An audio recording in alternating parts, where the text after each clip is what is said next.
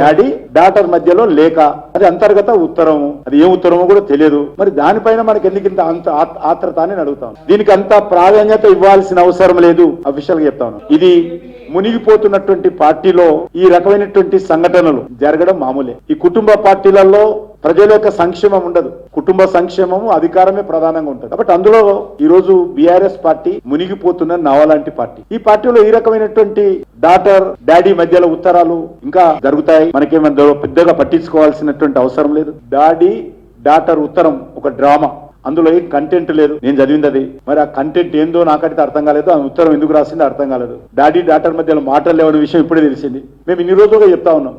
మరి ఇదే డాటర్ మా పాట కాదు, మా ప్రజాస్వామ్యం పట్టి అందరిని కలుస్తాడు మా డాడీ అని చెప్పి డాక్టర్ చెప్పింది. ఆ రోజు ఈ రోజు ఆమెని చెప్పింది, నువ్వు క్యాడర్ను కలుస్తలేవు, క్యాడర్ను కలుస్తాడని ఆమెని చెప్పింది. కాబట్టి ఈ పార్టీ గురించి పెద్దగా ఆలోచించాల్సిన అవసరం లేదు.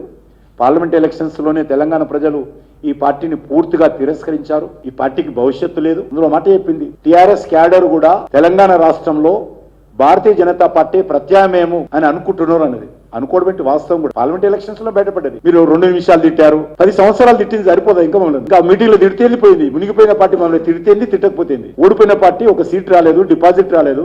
ఆ పార్టీ మమ్మల్ని తిడితేంది తిట్టకుంటేంది.